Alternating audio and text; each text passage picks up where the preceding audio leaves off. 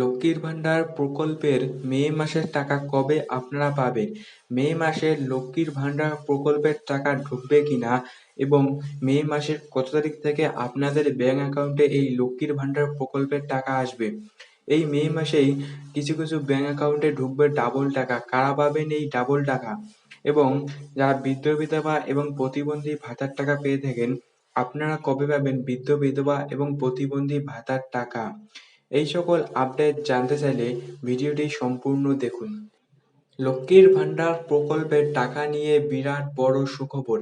আপনারা যারা লক্ষ্মীর ভান্ডার প্রকল্পের টাকার অপেক্ষায় রয়েছেন, আপনারা কবে পাবেন লক্ষ্মীর ভান্ডার প্রকল্পের টাকা?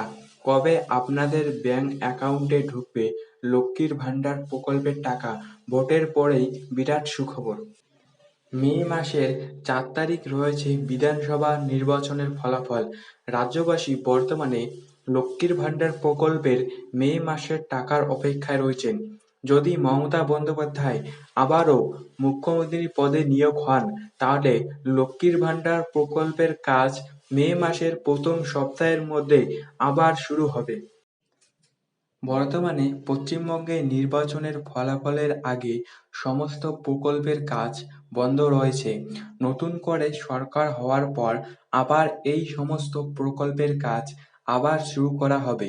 যদি মমতা বন্দ্যোপাধ্যায় মুখ্যমন্ত্রী হন, তাহলে সমস্ত প্রকল্পের কাজ আবার শুরু করা হবে।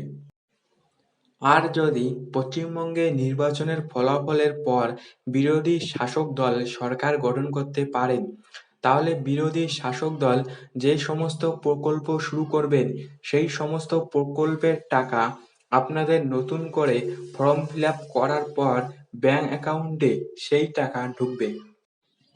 লক্ষ্মীর ভান্ডার প্রকল্পে ডাবল টাকা ঢুকতে চলেছে।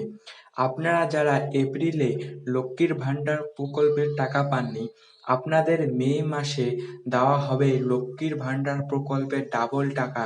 এই টাকা পাবেন যারা এপ্রিল মাসে লক্ষ্মীর ভান্ডার প্রকল্পের যাদের টাকা আটকে গিয়েছিল, তারাই পাবেন ডাবল টাকা। সূত্র মারফত জানা যাচ্ছে যে মে মাসের প্রথম সপ্তাহের মধ্যে মমতা বন্দ্যোপাধ্যায় আবারও মুখ্যমন্ত্রী হলে মে মাসের প্রথম সপ্তাহে আবারও লক্ষ্মীর ভান্ডার প্রকল্পের টাকা ঢুকতে চলেছে। সুতরাং আপনারা চিন্তিত হবেন না, এই মে মাসেই আপনারা লক্ষ্মীর ভান্ডার প্রকল্পের টাকা পাবেন।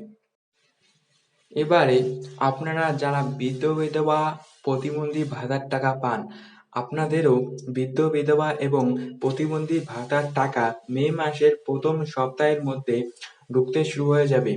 আপনারা যারা এই টাকার অপেক্ষায় রয়েছেন, আপনাদের প্রথম সপ্তাহের মধ্যে টাকা ঢোকার প্রক্রিয়া শুরু হয়ে যাবে।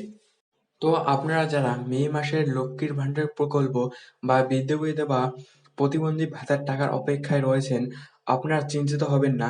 নতুন করে সরকার হলেই আপনাদের লক্ষ্মীর ভান্ডার প্রকল্প এবং বৃদ্ধ বিধবার টাকা আবারও নতুন করে ব্যাংক অ্যাকাউন্টে ঢুকতে শুরু হয়ে যাবে।